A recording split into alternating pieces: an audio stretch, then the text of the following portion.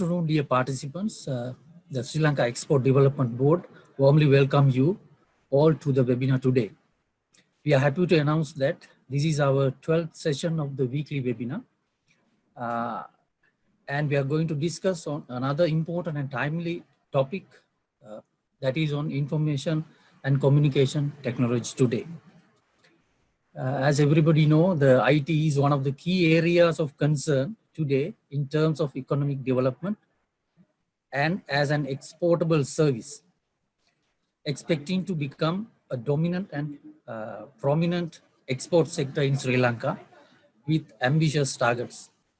And therefore, IT has recognized as one of the key sector out of 6 priority sectors in the national export strategy in Sri Lanka, which is currently in progress. And when we talk about the startups, IT also becomes up among other sectors due to its high potential. Dear participants, we have invited today a prominent character in Sri Lanka in the field of IT and higher education, if I say correctly. Mr. Sampath Jayasundara, Chief Executive Officer of hSenid Business Solutions, to speak on globalization of IT services and share his business experience, his brilliant thoughts and innovative ideas with us for our betterment. Let me introduce Mr. Sampath to you very briefly. Sampath has possessed over 20 years experience in ICT industry. He joined hSenid as a project lead in the year 2000 and gradually gained his expertise to manage the entire operations of hSenid Business Solutions as its director, general manager, after holding key positions as manager operations and general manager business development, etc. Sampath is an experienced strategist, a thought leader, a public speaker, teacher, and an outcome-focused leader who exhibits a significantly impressive track record in market development, business transformation, and market expansions in Sri Lanka. Not only Sri Lanka, his service goes to India, Africa, and the Asia Pacific region. And also, he serves as a lecturer of the Institute of Personnel Management, commonly known as IPM of Sri Lanka,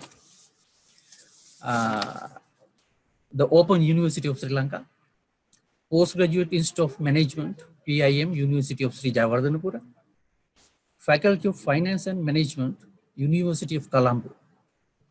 His experience, he delivered in both undergraduate and postgraduate levels in the universities.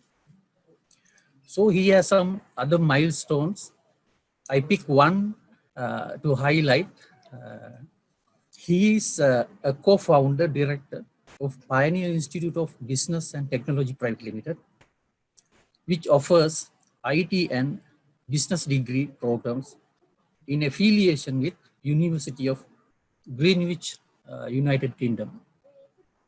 Furthermore, Sampath is a holder of Master of Business Administration from PIM, University of Sri Jayawardenepura, and successful at the executive education programs in strategy execution in India, whilst being a member of the Project Management Institute in United States of America. Dear colleagues, I wish you will have a good time with Mr. Sampath. And Mr. Sampath, now the session is over to you. Thank you, Indra. I think it's more than expected. So now it is my responsibilities to deliver as per the member requirement. So I'll share my screen.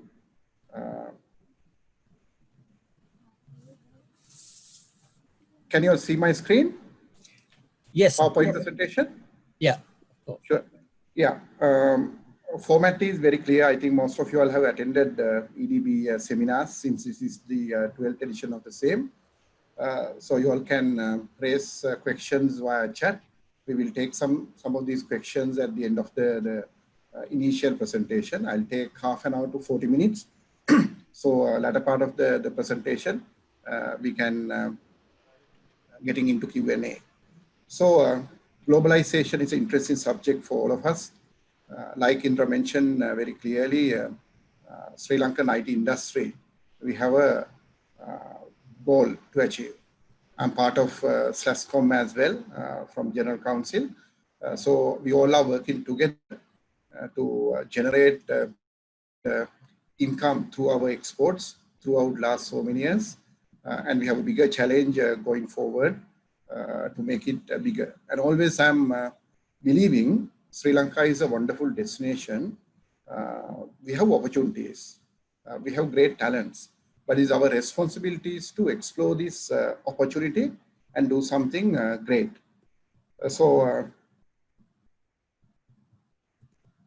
Fine. I'll start with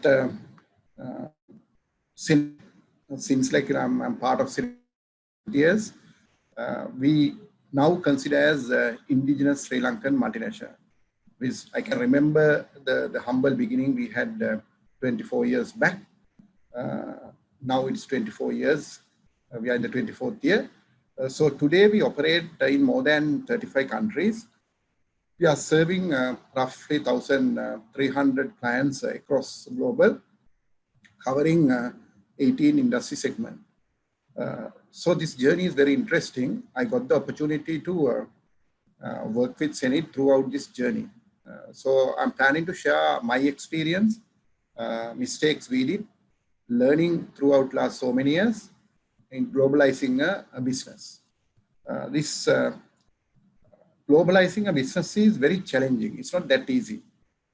Sometimes like, you invest a lot on a market, then you realize that market is not potential for you to establish a good business opportunity.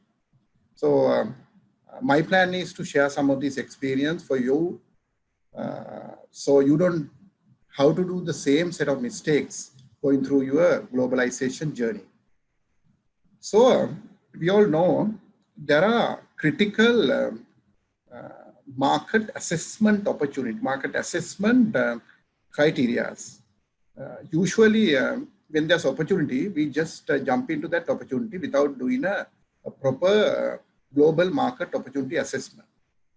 After getting 2 to 3 businesses, investing a lot, we might realize that market is not potential enough for you to do business further.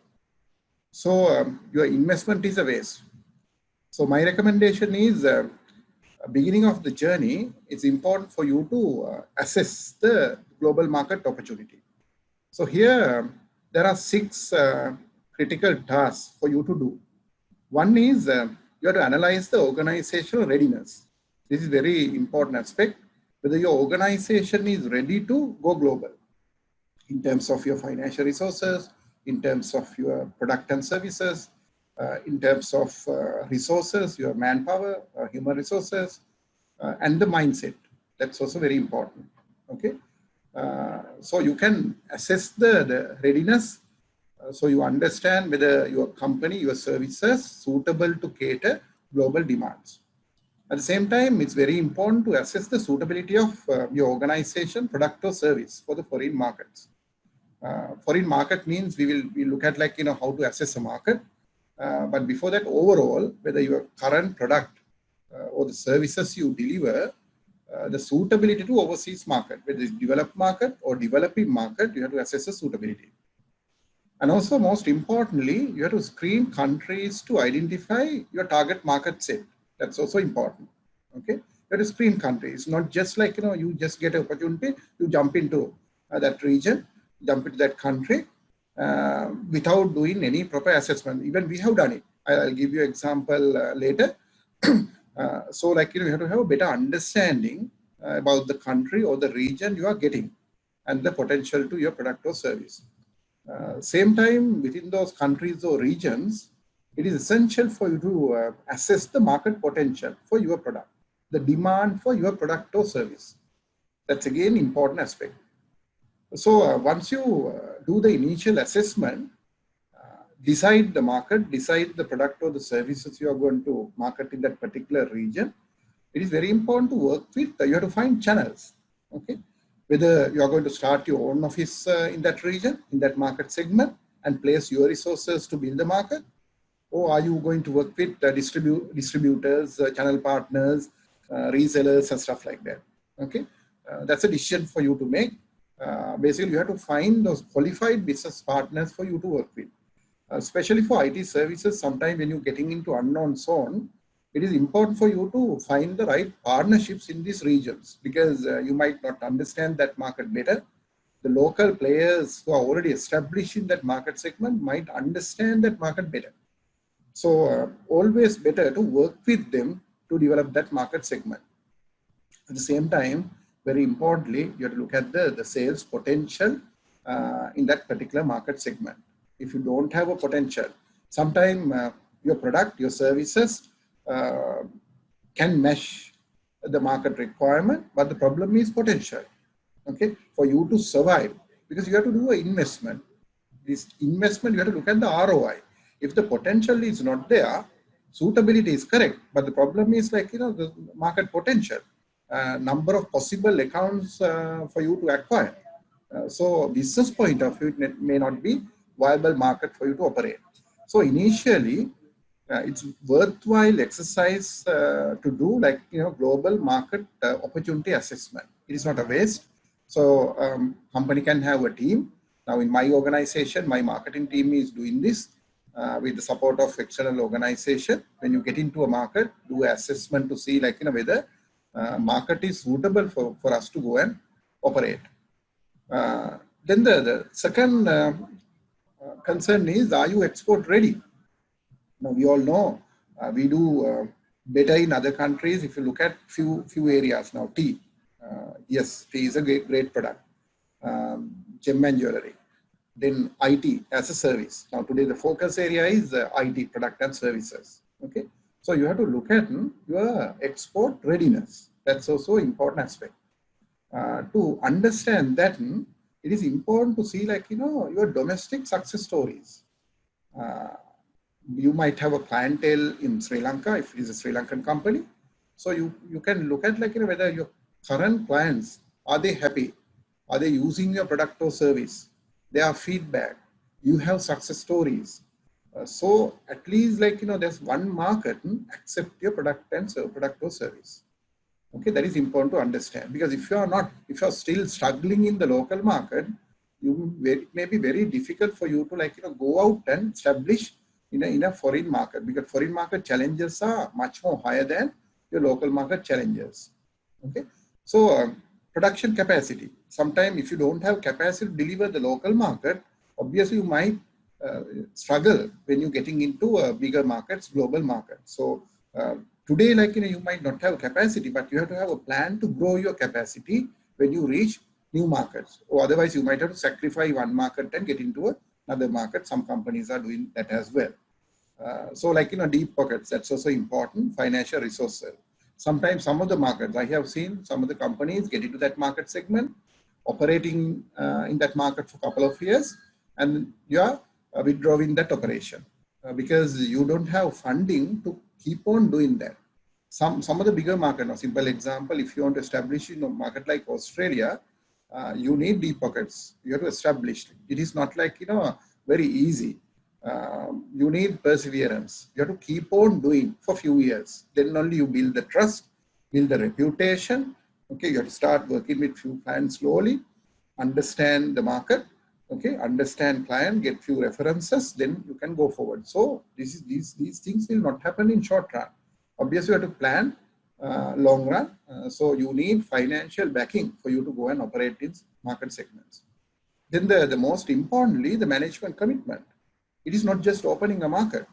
Are you committed to develop a business in that market segment if there's a potential? Okay, what is your time commitment? How many hours per week you can invest on that market?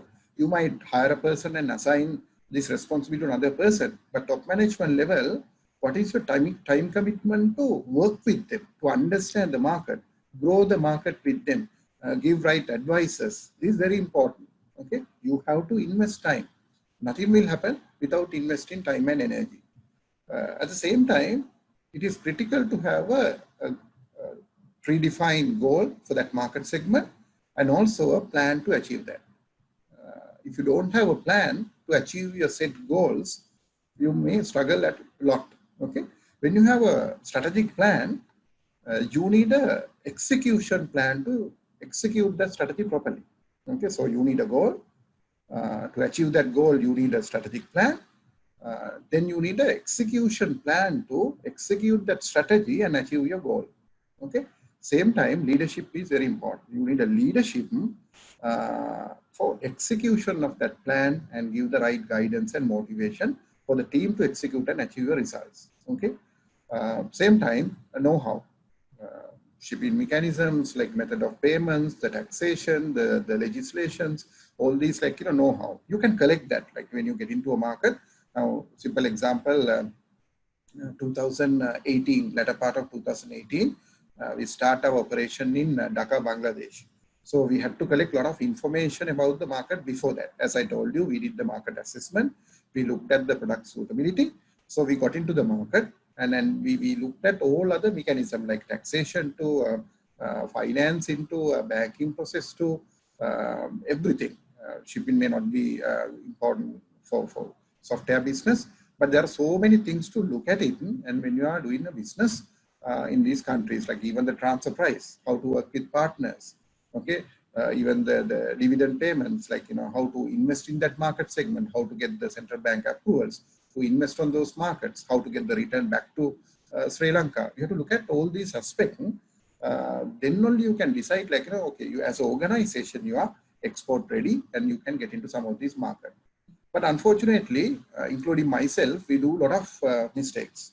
Okay, mostly there's an opportunity, so you are always willing to take the risk and go to that market segment. So you don't have proper plan.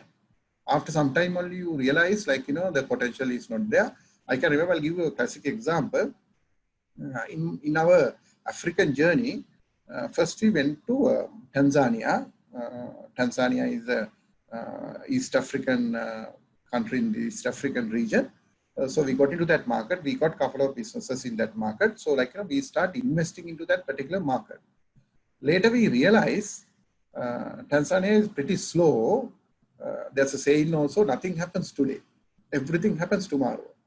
So we are from a country close to India.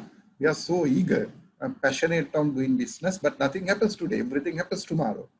So after evaluating, we were a little late, but then we start evaluating that market and we have to develop a business development plan for the region, not only focusing a country. We developed the business plan for the East African region and we have to shift our business from Tanzania to Kenya. And because when we do the assessment, we realize, especially Kenya and Uganda, you have better opportunities than Tanzania. Okay, so we start the planning process a little late, but then even even though we are late, we had to develop the plan and execute the plan to develop that market segment. Okay. At the same time, your commitment, I explained earlier as well, it's very important for you to commit to that market segment. You can't just assign, let's say, junior resources and expect great results. Obviously, you have to give opportunities to juniors to understand this market. That's how we develop over a period of time. So you need seniors' commitment to work with the set of juniors to develop this market. Okay. At the same time, what is happening when you grow, especially this can happen to software companies. Now you have a local customer base. You might have projects, ongoing projects. When you get an overseas business, sometimes you tend to neglect their grievances, understand them, do a regular call with customer. And because you are loaded with your local activities. Obviously, I'm not asking you to ignore the local and focus global. No, it's not the scenario. You need resources to look at these both aspects. While working on the local customers, you need a separate team to work on this global market. So you're not neglecting your initial customer base outside Sri Lanka. That's very important. And also, usually, like, we tend to ignore building right partnerships. This is also very important. Just because you sign a partnership agreement with someone in another country, business will not happen. Okay, don't expect results. So you have to closely work with them. You have to go through a development journey with them. You have to make sure your partner is successful for you to benefit out of that partnership. Okay, it is not that we become a successful company without a partner. Now, first of all, we have to look at whether the partner is doing a successful business. Okay, because of our relationship with the partner, earn a decent value for them to continue investing time and energy on our partnership. So it's very important building right partnerships in that market segment and working closely with those partners to build some of these markets. Okay. At the same time, I'll tell you another mistake we did so many years back. I think our India journey starts so many years back from Chennai. So we got into the market and we did certain product modification to suit the South Indian market requirement.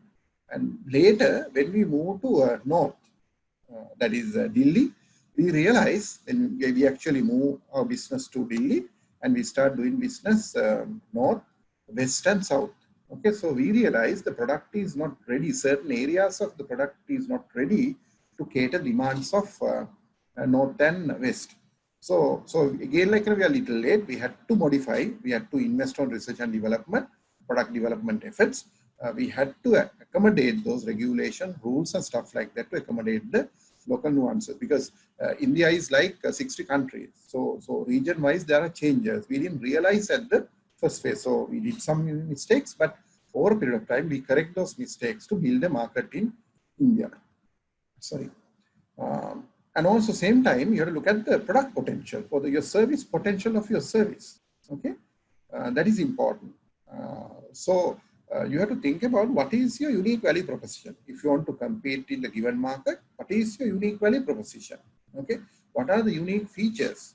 Is it quality and low cost resources? Okay. Sri Lanka is becoming actually not low cost resources, competitive resource base with high quality delivery. So you have to define your unique value prop. That's important to understand. To understand the product potential, you can even do a market research. Work with a company in that particular market. So you can engage with them and try to understand that market segment and the potential for your product. That's very important. At the same time, if you are into, today likely you can't do business without internet. So if you are doing web and social media, so you can understand from where the hits coming from. What are the potential market? Okay, so you have to have very close eye on these things to understand, like your social media journey when you get into multiple markets. Okay, it can be like different social media tools, your blogs, your website journeys. Like it's very important for you to understand the value of social media when you're getting into global markets, when you are working with international clients, when you market your product and services in other countries. Because that's the only way you can minimize your budgets and get into those markets, because outdoor marketing activities will be a costly affair. So you have to use technology as much as possible to reach these accounts, like even tools like LinkedIn. I'm using heavily, like to reach the right partners in those particular regions. Okay. Same time, you can look at like okay, what are your competitors are doing? Okay, what products are selling in that particular market segment, like from neighboring country. Maybe you can look at Indian products in those regional countries. Okay, products from Asian region in that particular region. So you can gauge the suitability of your product in that market segment as well. That's very important. If your product potential is not there, you have to do more research. You have to do more investment on the product to make sure your product is ready to that market demands.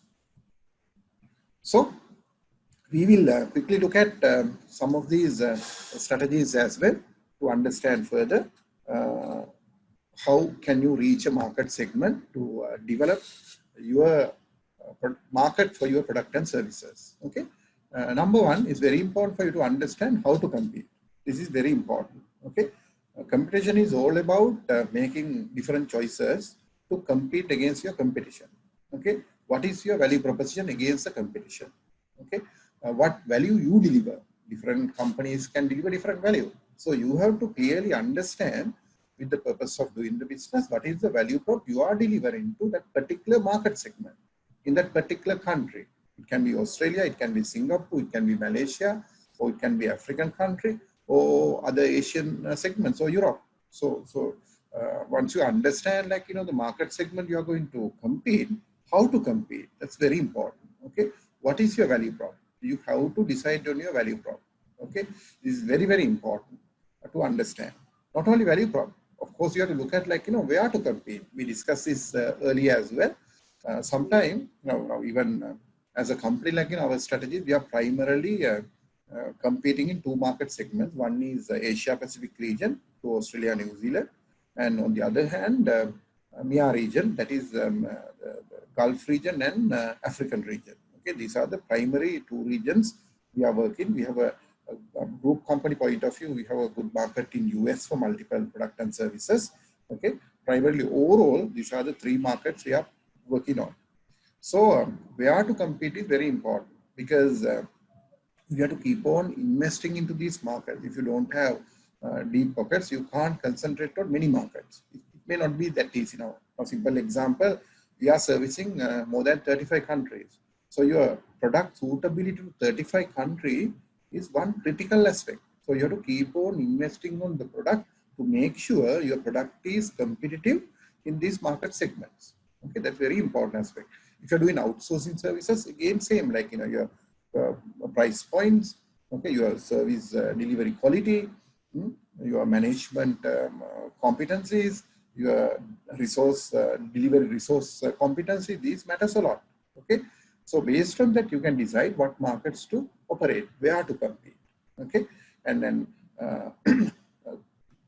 simple example, world largest multinational, they say, even though they operate in multiple regions, their profitability or the revenue comes from only 4 to 5 countries. Majority of 60% of their revenues comes from just 4 countries. Now see the beauty. So you have to look at, like, you know, sometimes strategically you want to operate in some other countries for a regional presence, but your focus and your investment goes to countries where you get the revenue and the profitability. This also, again, important aspect. Same time, you have to look at these, we call it cage factors, that is cultural, administrative and political, geographic and economic reason when you're operating in a particular country. Now, simple example, when we moved to some of the countries in Africa, we even looked at balance of payment situation in that particular country, because we got into some of the government businesses as well. Okay, so even at the moment, we are delivering a solution for Uganda government. So it's a pretty big project, like, you know, runs over a 3-year period.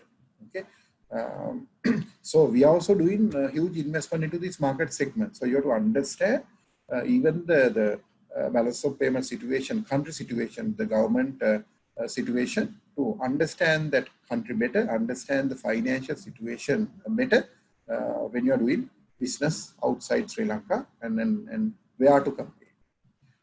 So at the same time, now you understand the competition, you understand the market segment, then as an organization, this is more internal aspect, how to organize your organization.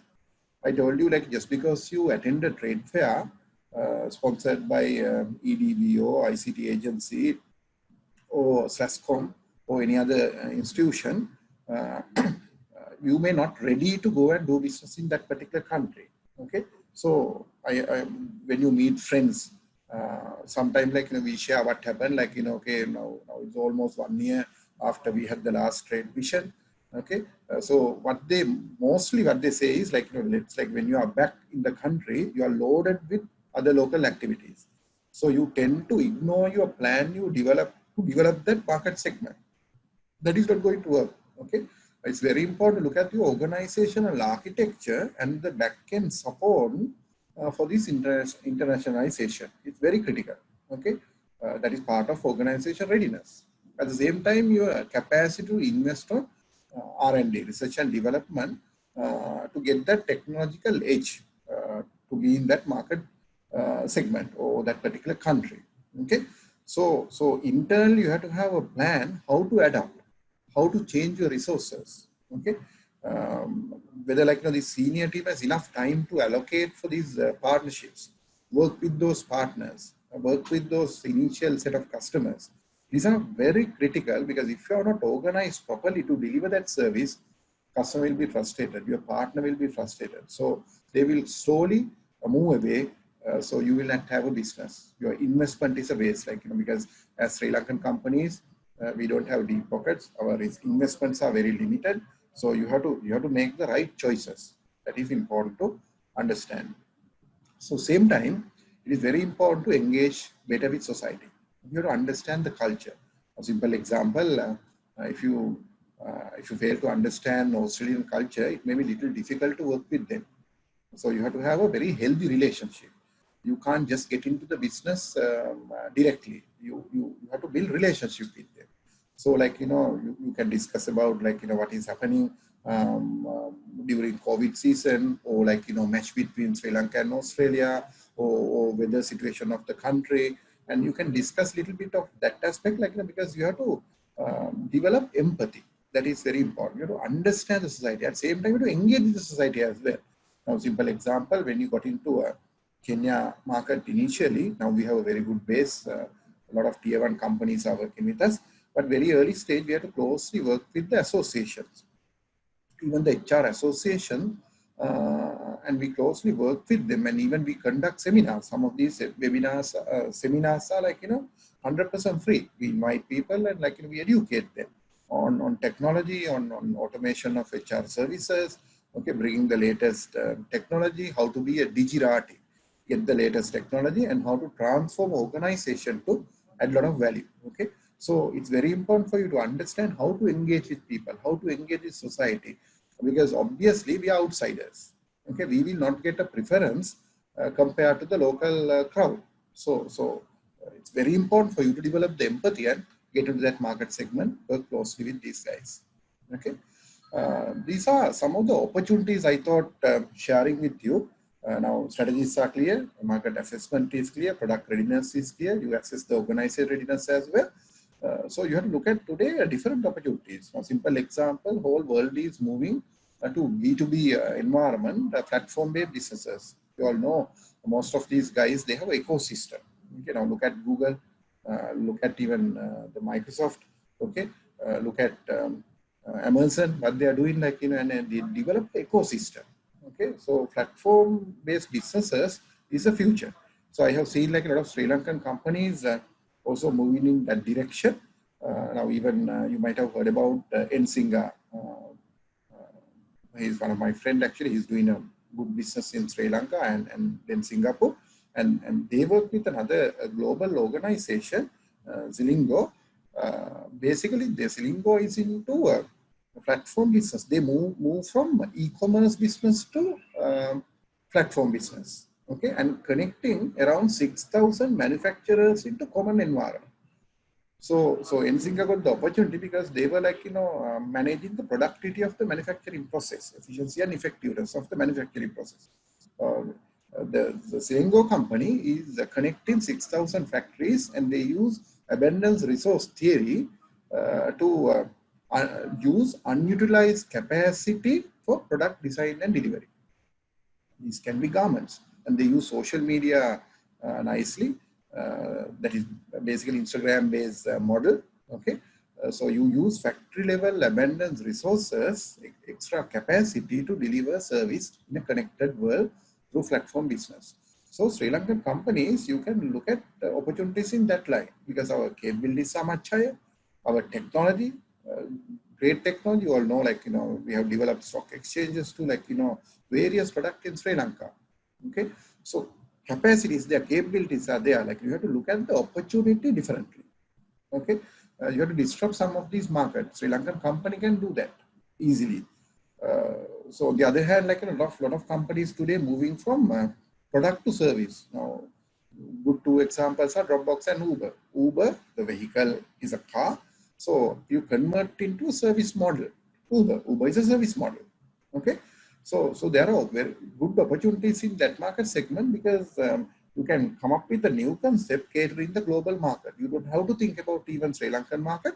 You can directly cater global market if you develop a good platform business and work on some of these areas. Okay. So what is future for our IT industry, our service, IT services? Okay. Today, the whole world is heading towards information only product and services. Now look at some of these LinkedIn to Twitter to Facebook to Instagram, Airbnb, all these guys who are leading. These are unicorns, like, and they are leading. Why? Because they are information only product and services. So even Sri Lankan companies can do the same thing.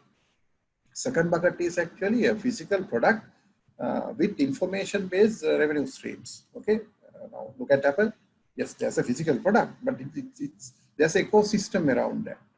Okay, so like they do a good business. This is where the world is heading from 20th century to 21st century, fourth industrial revolution.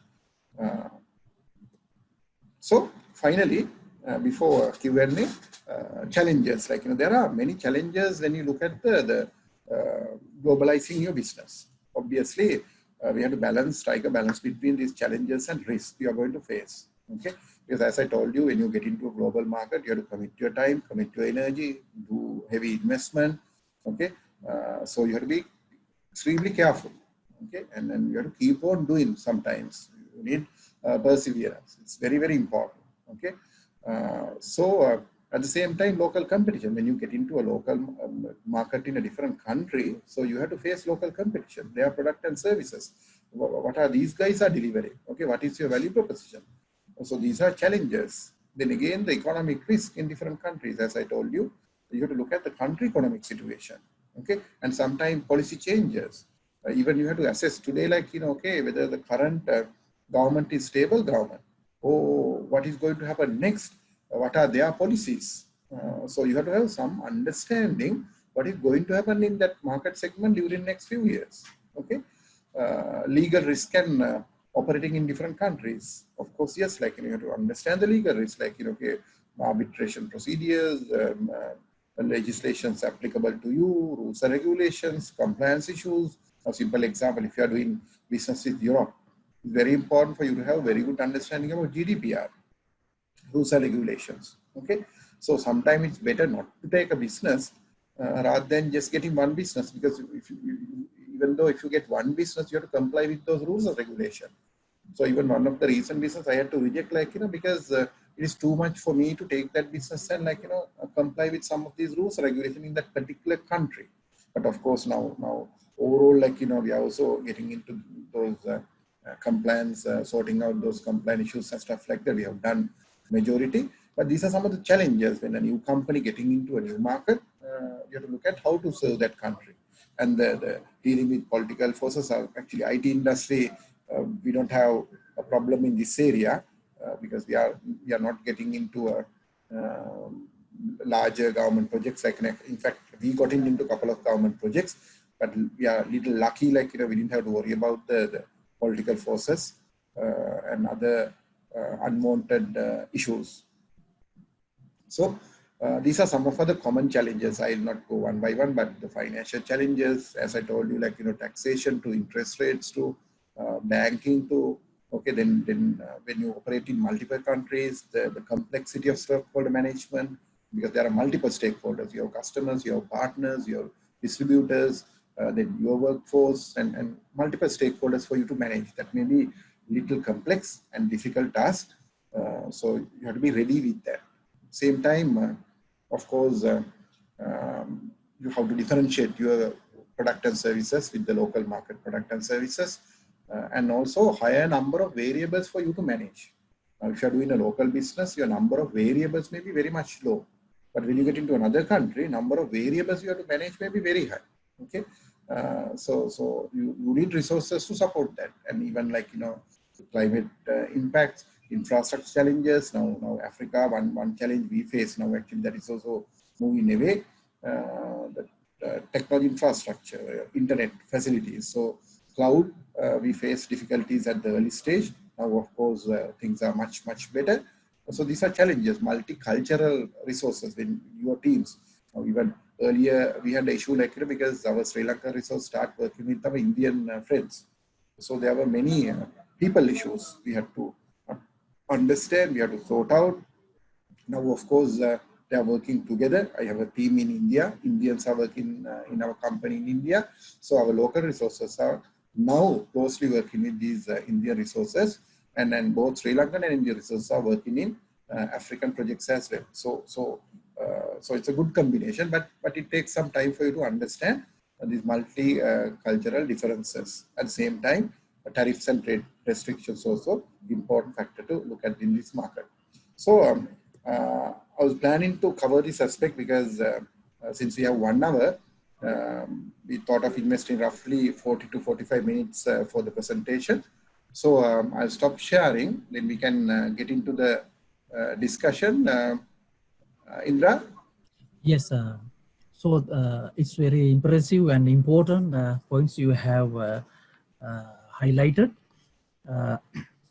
From the EDB's point of view, that we have that also observe some of the points you have highlighted is the key concerns.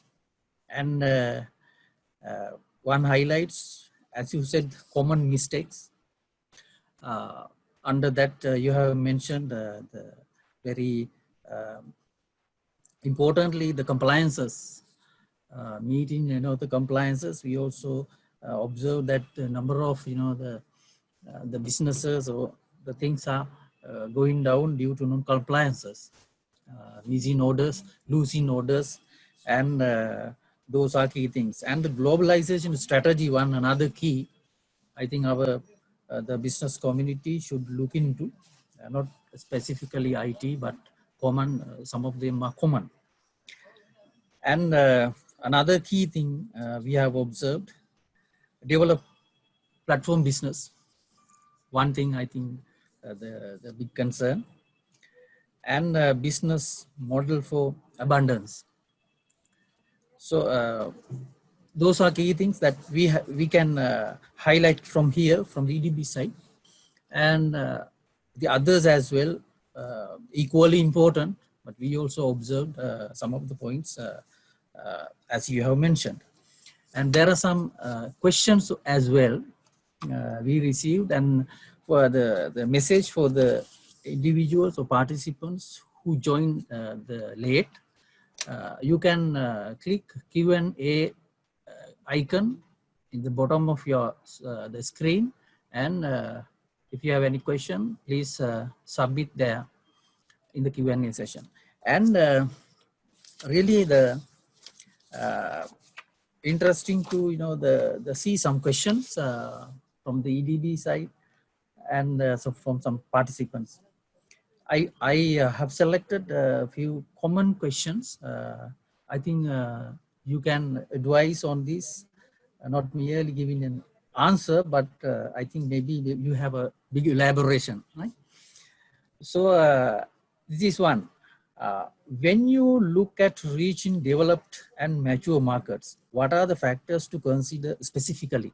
That is one question.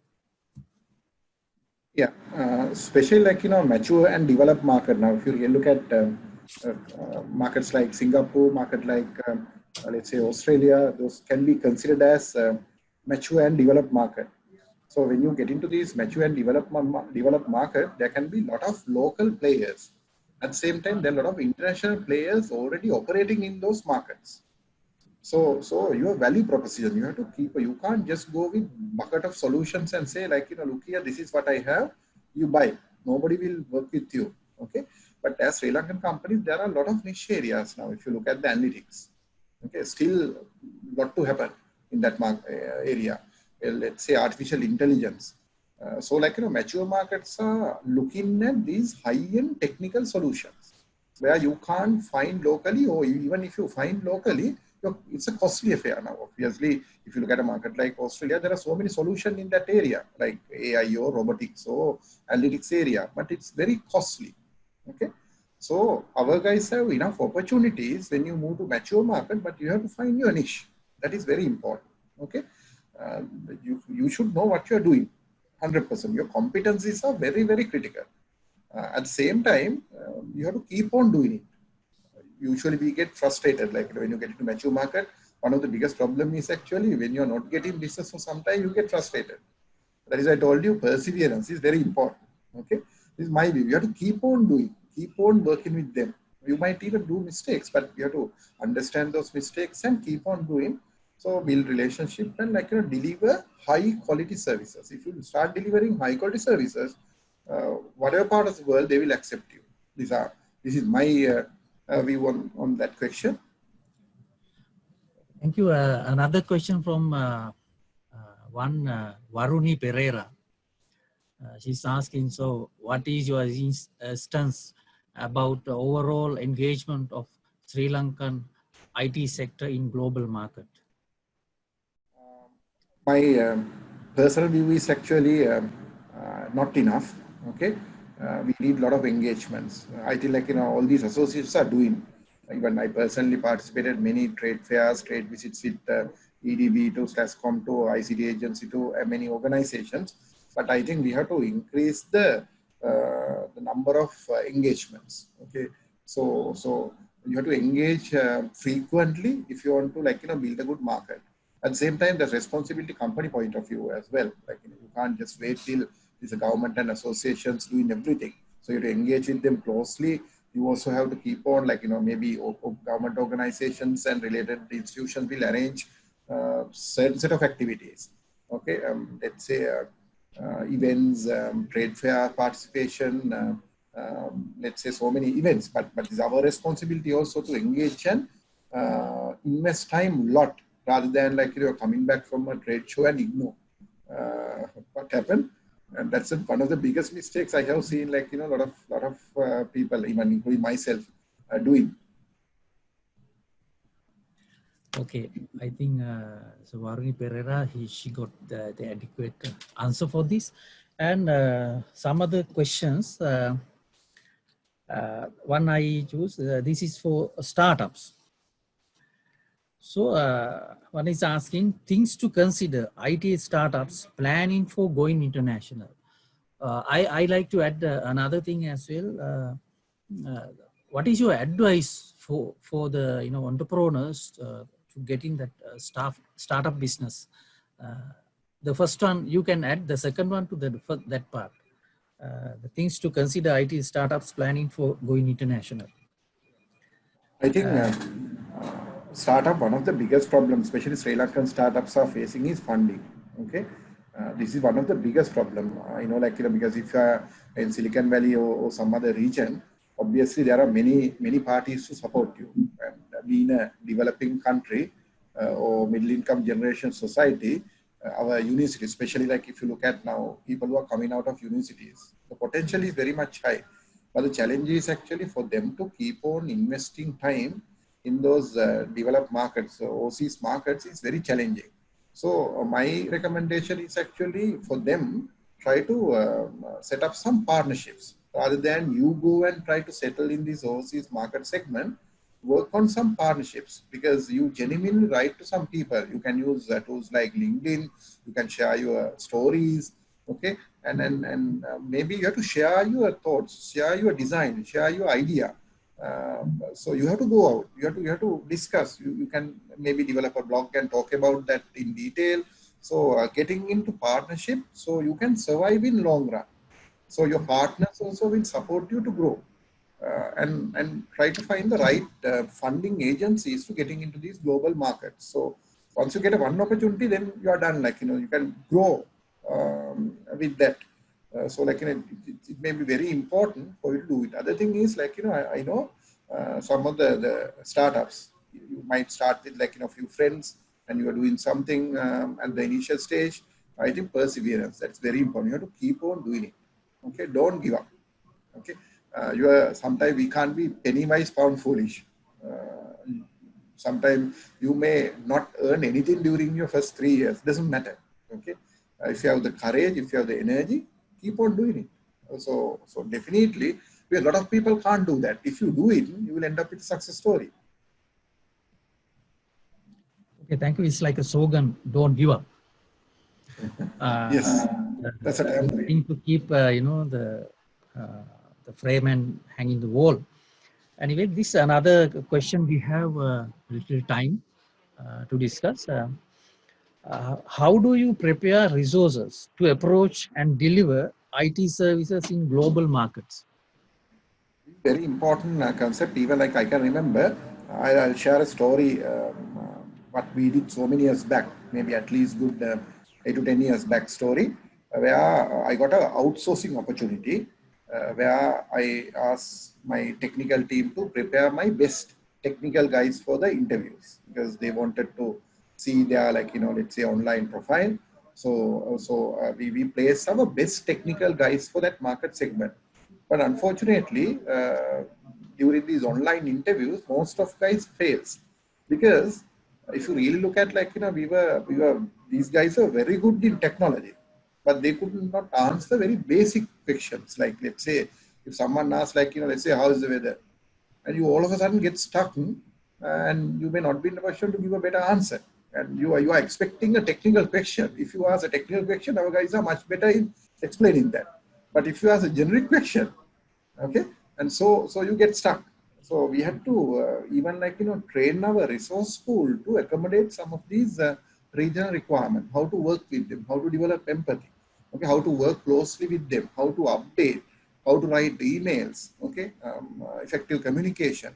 You have to develop your resources because our resources are very good. If you compare with even regional countries, I'm very happy about Sri Lanka resources, but you have to give them the right guidance and advice or preparation to face the international market, and especially a developed country requirement.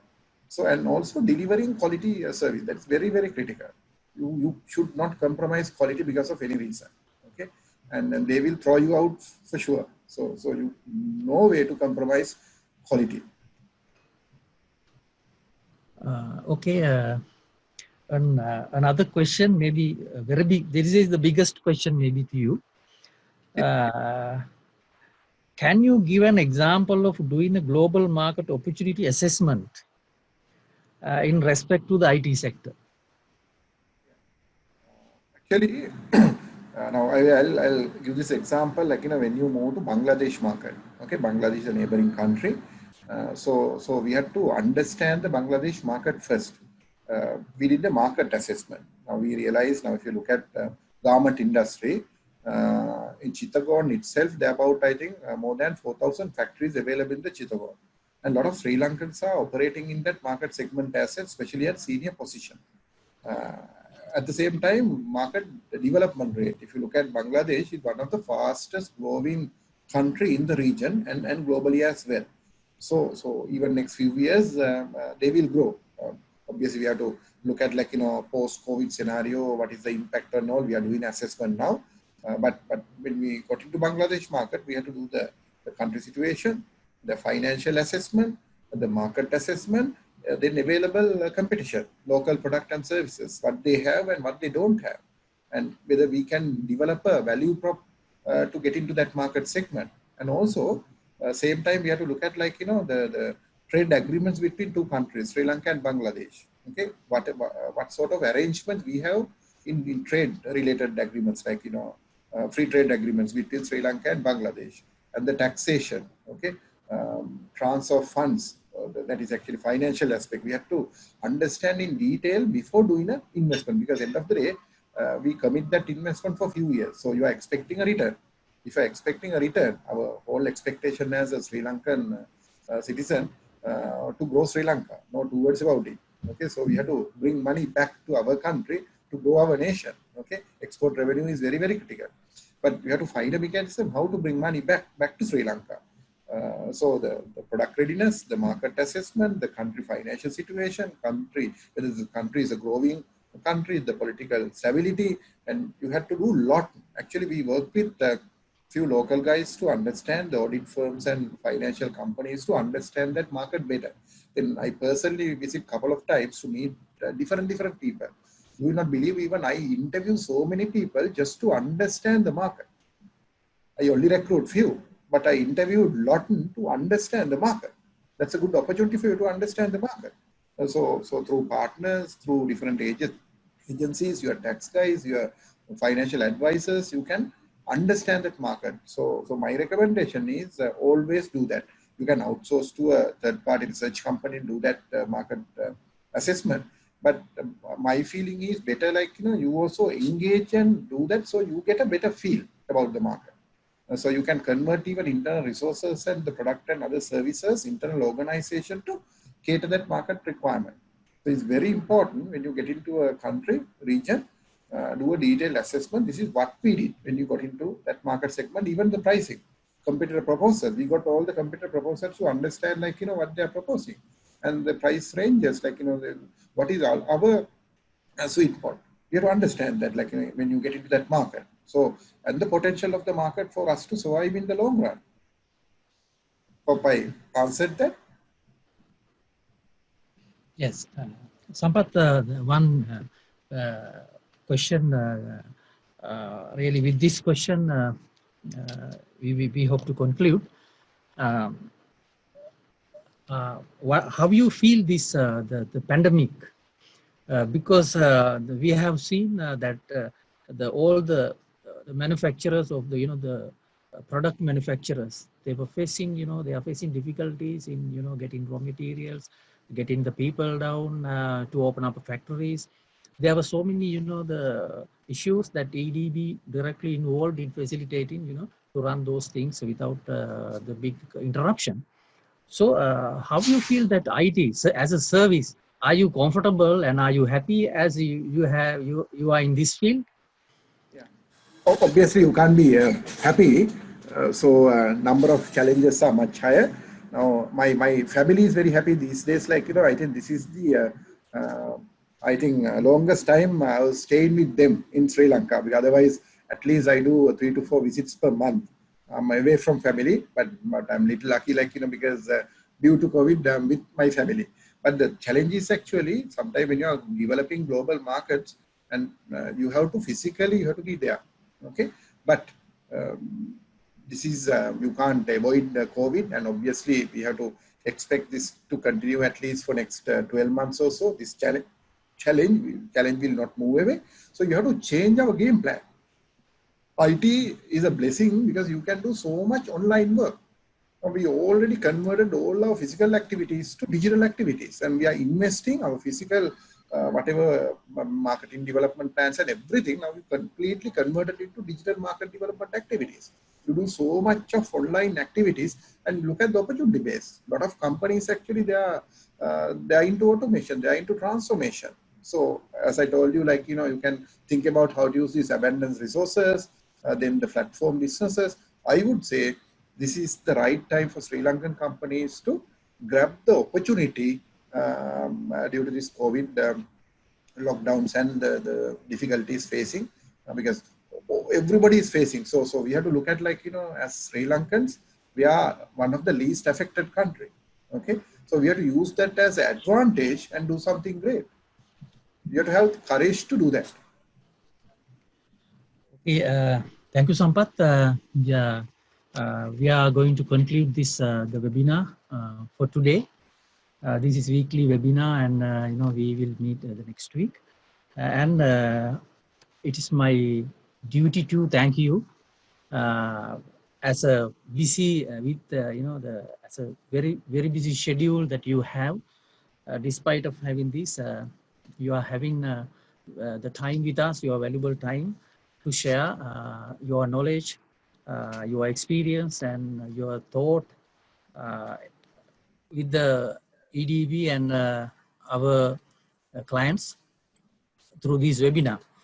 So it is from the management of the EDB and on behalf of the EDB team, I thank you very much and appreciate your valued contribution toward this activity. and your untiring efforts to be with us. I know that how much it was difficult to get you in touch due to your busy schedule. Thank you very much. Thank you very much for inviting me, EDB team. I think EDB is helping the industry to grow. So thank you on behalf of the industry for your efforts. We expect a lot more during coming years as well. Let's work together to develop this country. Yeah, thank you very much. Your expectation and your courage.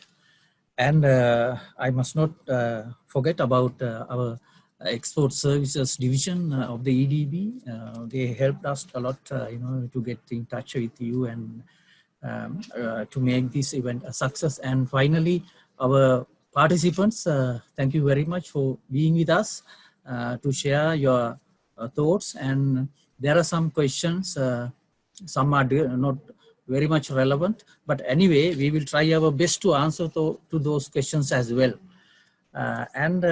Everybody, thank you very much.